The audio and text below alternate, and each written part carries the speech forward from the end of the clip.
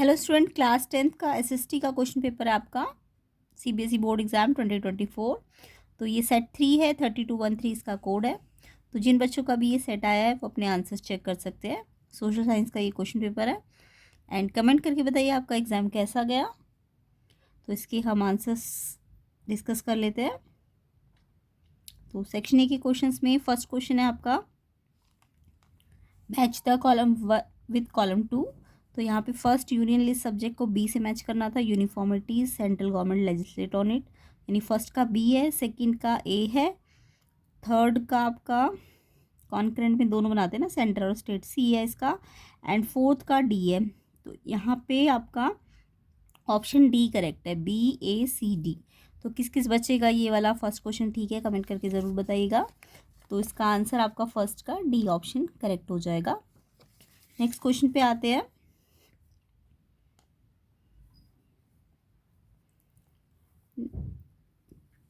Question number 2 देखिए आपका, read the following statement. India has no official religion, all the community have freedom to profess and practice any religion in India. इससे आपको क्या कौन सी terms का पता चलता है? तो देखो रिलीजन के ऊपर है तो सेक्युलर, बी ऑप्शन इसका करेक्ट है क्वेश्चन नंबर 2 का, सेक्युलर। तो क्वेश्चन नंबर 2 का आंसर बी ऑप्शन हो जाएगा, सेक्युलर। ये वाली टर्म है इससे रिगार्डिंग, ठीक है। तो ये आंसर होना चाहिए इसका। थर्ड क्वेश्चन को देखते हैं।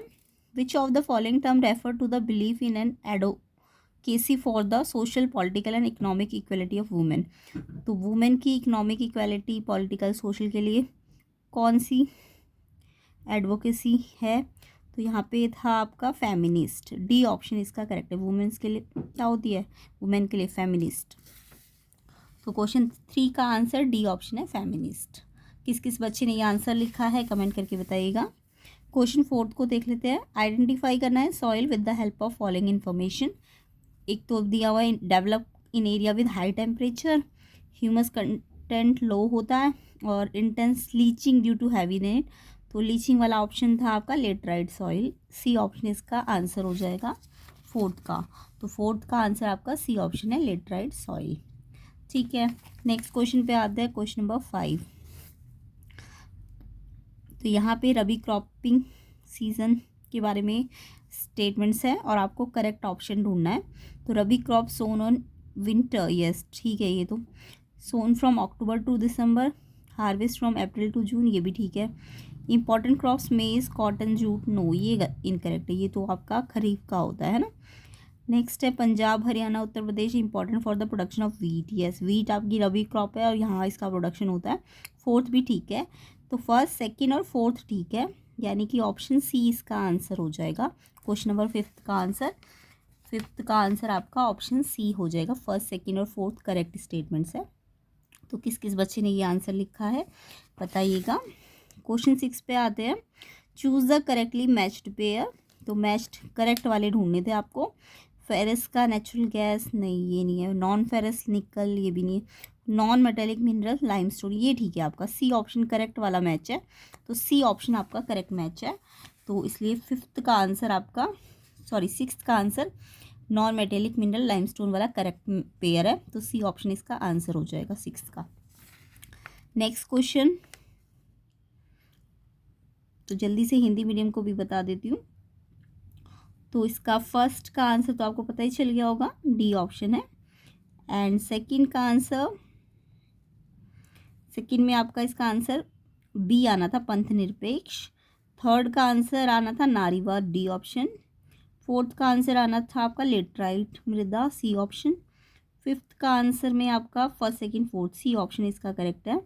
और इसमें सही जोड़ा ढूंढना था, तो ये सी ऑप्शन वाला ठीक है।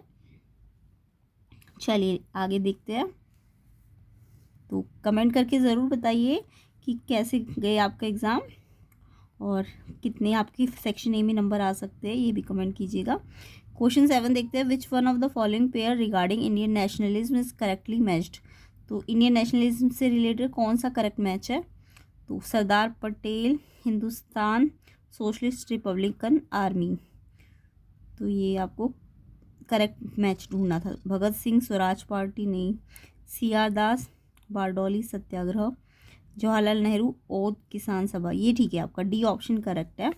तो 7th का आंसर आपका डी ऑप्शन हो जाएगा। ठीक है, नेक्स्ट क्वेश्चन पे आते हैं। 8th क्वेश्चन, अरेंज करना था क्रोनोलॉजिकल ऑर्डर में, मतलब टाइम वाइज आपको अरेंज करना था। तो सबसे पहले कौन सी इवेंट हुई थी? Treaty of Constantinople, defeat of Napoleon, unification of Italy, unification of Germany. तो सबसे पहले आपका हुआ था डिफीट ऑफ नेपोलियन, ये 1815 में हुआ था। उसके बाद आपकी ट्रीटी ऑफ फर्स्ट हुआ था, एंड फिर आपका 4th हुआ था, और लास्ट में यूनिफिकेशन ऑफ इटली था। तो यानी 2nd, 1st, 4th, 3rd, 2nd, 1st, 4th, 3rd, C option इसका करेक्ट है। क्वेश्चन नंबर 8 का आंसर सी ऑप्शन हो जाएगा। किस किस बच्चे ने ये आंसर लिखा है कमेंट करके बताइएगा। क्वेश्चन 9 पे देख लेते हैं। अदर सेट्स के आंसर्स भी आपको मिल जाएंगे चैनल के अंदर, तो आप उसे भी नेक्स्ट वीडियो में देख सकते हैं, नेक्स्ट पार्ट में। तो अदर सेट्स भी आपको इनके सोल्यूशन मिल जाएंगे। नेक्स्ट क्वेश्चन देखिए, क्वेश्चन नंबर 9, 2 स्टेटमेंट दिए है, एजर्शन और रीजन। आपको पूछा है कि कौन सा करेक्ट ऑप्शन है। तो एजर्शन है, the most serious source of nationalist tension in Europe after 1870 was Balkan. Yes, ये ट्रू है, एजर्शन आपका ठीक है। रीजन बोला है, a large part of the Balkan was under the control of Ottoman empire, ये भी ठीक है आपका। तो एजर्शन ठीक है, रीज़न ठीक है, बट ये एजर्शन का कॉज नहीं, रीज़न नहीं है कि टेंशन क्यों थी। तो यहाँ पे कॉज ठीक नहीं है, रीज़न ठीक नहीं है, एक्सप्लेनेशन नहीं दे रहा, बस ठीक है। तो ऑप्शन बी है इसका आंसर। एजर्शन रीज़न का आंसर आपका ऑप्शन बी है, सिर्फ करेक्ट है, एक्सप्लेनेशन करेक्ट नहीं है। नेक्स्ट क्वेश्चन देखते हैं। Question 10, from which of the following country CP Garibaldi belong to. Garibaldi किससे बिलोंग करता था? इटली। इसका आंसर है इटली, बी ऑप्शन इसका करेक्ट है। नेक्स्ट देखते हैं, हिंदी मीडियम वालों को भी देख लेते हैं। 7th, भारतीय राष्ट्रवाद से संबंधित कौन सा जोड़ा ठीक है? ये आपका डी, जवाहरलाल नेहरू अवध किसान सभा। नेक्स्ट 8th का आंसर है, इसका आंसर मैंने अभी बताया था आपको, 2nd, 1st, 4th, 3rd, C option है इसका आंसर। 9th का आंसर में एजर्शन रीजन दोनों ठीक है, बट एक्सप्लेनेशन ठीक नहीं है, बी ऑप्शन है इसका आंसर। गैरीबाल्डी का संबंध इटली से था, बी ऑप्शन है इसका आंसर। चलिए आगे देखते हैं। Question number 11, look at the given picture carefully and infer the income of the bank. Bank के बारे में ही। अब यहाँ पे difference between amount deposit and borrowed by the bank to Reserve Bank of India. तो यहाँ पे ये किसके बारे में बोल रहे हैं? इंटरेस्ट के बारे में बात कर रहे हैं ना। तो यहाँ पे बी ऑप्शन ठीक है, difference of amount of interest between what is charge from the borrowers and what is paid to the depositors, ये इंटरेस्ट होता है ना। तो इसका आंसर आपका 11th का आंसर बी ऑप्शन हो जाएगा। 11th का आंसर भी बी ऑप्शन है, और 10th का इटली आंसर है। नेक्स्ट क्वेश्चन देखते हैं। Question 12, why do lenders often require collateral before lending loan. मतलब लोन लेने से पहले वो कुछ गिरवी रखवाते थे, है ना। तो ऐसा क्यों था? To lower interest rate from borrower, to establish personal relations, to increase their profit margins, to mitigate the risk of loan difficult। तो यहाँ पे है to mitigate the risk of loan default, D option इसका correct है। Question 12 का answer D option हो जाएगा। Question 12 D option, to mitigate the risk of loan default. Next question देखेंगे 13th, which of the following are developmental goals of a prosperous farmer, choose the correct from the given options. तो यहाँ पे development goal क्या थे एक prosperous farmer की? Better wages, higher support price for crops, assured high family income, की more days for work. तो इसमें आपका 2nd भी ठीक है और 3rd भी ठीक है, यानी सी ऑप्शन है, 2nd और 3rd। 13 का आंसर सी ऑप्शन है, 13 का आंसर।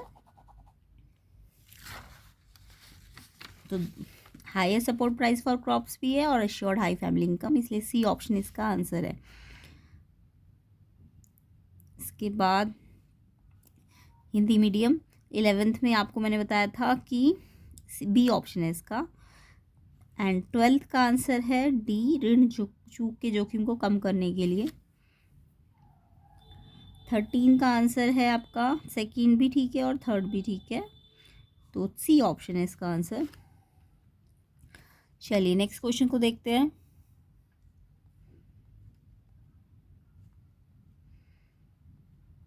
आई होप एग्जाम अच्छा गया हो आपका, कमेंट करके बताइएगा। क्वेश्चन 14 देखते हैं। Which one of the following is an example of organise sector activities. इनमें से कौन सी ऑर्गेनाइज सेक्टर एक्टिविटीज़ है?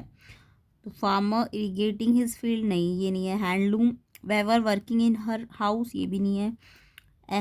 A headload worker carrying cement, ये भी नहीं है। डी ठीक है इसका। A teacher taking classes in a government school, ये ऑर्गेनाइज सेक्टर एक्टिविटीज़ है। तो इसका आंसर क्या होगा?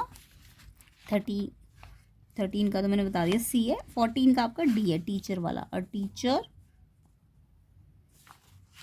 Taking classes in government school.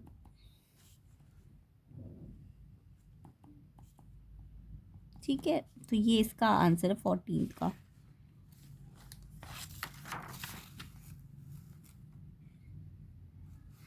तो 13 तो बता दिया था ना, हाँ 13। 14 का आंसर पता चल गया। अब आपको 15 देखते हैं।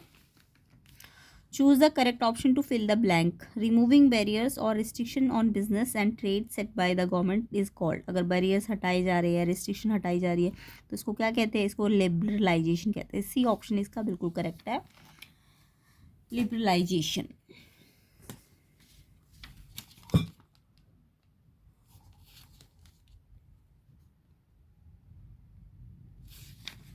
नेक्स्ट क्वेश्चन है आपका 16th। Which one of the following indices is given priority by the World Bank with respect to development. मतलब इनमें से वर्ल्ड बैंक प्रायोरिटी के अंदर क्या है? इन्फेंट मॉर्टिलिटी रेट है, इक्वेलिटी है, बॉडी मास इंडेक्स है कि पर कैपिटा इनकम। तो वर्ल्ड बैंक के लिए प्रायोरिटी पर कैपिटा इनकम होती है। डी ऑप्शन इसका आंसर है, per capita income. Per capita income. तो क्वेश्चन नंबर 15 का आंसर सी, लिबरलाइजेशन, एंड 16 का डी, पर कैपिटा इनकम। तो ये किस किस बच्चे ने लिखा है कमेंट करके बताइएगा। 17 देखते हैं। Suppose the monthly income of the family member is respectively, mother कितनी है, सन कितनी है, फादर कितनी है, डॉटर कितनी है। Average income of the family, कुछ नहीं है। एवरेज में क्या करते हैं? सबको प्लस करके 4 से डिवाइड करना था। 1 2 3 4, 4 है ना, तो 4 से डिवाइड करना था। तो इसका आंसर आपका सी आ जाएगा, 32,500। तो एवरेज तो सबको आता है ना, तो 17 का सी ऑप्शन 32,500 करेक्ट हो जाएगा। किस किस बच्चे का ये आया है आंसर बताइएगा। What role do checks and balance play in a democratic country. Check और बैलेंसेस क्या रोल प्ले करते डेमोक्रेटिक कंट्री में? एस्टेब्लिश करते direct form of government without representative, no. To create separation of power to prevent from authoritarianism, no. To prevent any change to the constitution, no. To ensure absolute power for one branch of the government की branch के power को ensure करते हैं। तो ये इसका काम होता है। 18 का आंसर डी ऑप्शन हो जाएगा। 18 का आंसर डी ऑप्शन हो जाएगा। 19 देखते हैं। Which one of the following country has 2 party system. ये तो बहुत इजी था। 2 पार्टी सिस्टम कौन सी कंट्री है? चाइना तो 1 पार्टी है। यूनाइटेड किंगडम आपका 2 पार्टी सिस्टम चलता है। इंडिया में मल्टी पार्टी सिस्टम है। तो बी ऑप्शन इसका आंसर है। 2 पार्टी सिस्टम पूछा था, यूनाइटेड किंगडम इसका आंसर है। तो इजी था आपका एग्ज़ाम। कमेंट करके बताइएगा कैसा लगा आपको एग्ज़ाम, इजी था कि डिफ़िकल्ट था। तो हिंदी मीडियम वाले देखिए, संगठित क्षेत्र में आएगा डी, सरकारी स्कूल में शिक्षक का क्लास लेना। इसमें सरकार व्यापार वाणिज्य पर अवरोध या प्रतिबंधों को हटाती है, इसको कहते हैं उदारीकरण, सी ऑप्शन। विकास के संबंध में विश्व बैंक किस सूचक को प्राथमिकता देता है? यहाँ पे प्रति व्यक्ति आएगा विश्व बैंक में। इसमें आपको औसत मासिक आय निकालनी थी, सबको प्लस करके 4 से डिवाइड करना था। तो सी ऑप्शन आएगा, 32,500। नियंत्रण संतुलन की क्या भूमिका होती है? डी है इसका आंसर, सरकार की एक शाखा के लिए पूर्ण शक्ति सुनिश्चित करना। कौन से देश में 2 दलीय प्रणाली है? ये इसमें आएगा Britain, B option.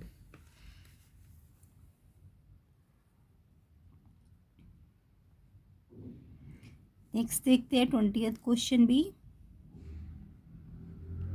Which of the following was the primary objective of Belgium to form the separate government in Brussels. तो यहाँ पे ऑब्जेक्टिव क्या था बेल्जियम का? तो इसका आंसर है promoting cultural event, no.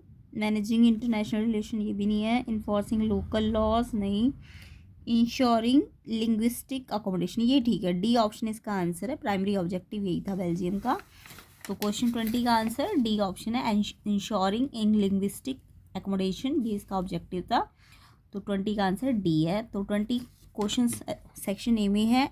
Comment करके बताइएगा सारे बच्चे कि 20 में से आपके कितने मार्क्स आ जाएंगे। एंड वीडियो को ज़्यादा से ज़्यादा शेयर कीजिए, अदर सेट्स के सोल्यूशन भी आपको यहाँ मिल जाएंगे। इसके अलावा मैथ्स एंड साइंस के PYQs एंड कंप्लीट रिवीजन की वीडियोस बनी हुई है, इसको आप चेक कर लेना। सेक्शन BC को हम नेक्स्ट पार्ट में कवर करेंगे। वीडियो को ज़्यादा से ज़्यादा शेयर कीजिए एंड कमेंट करके बताइएगा कैसा गया आपका एग्ज़ाम। एंड चैनल में नए हो तो सब्सक्राइब भी कर लेना। तो इसके आंसर्स आपको नेक्स्ट पार्ट में मिल जाएंगे सारे क्वेश्चंस के, सेक्शन BC। ओके।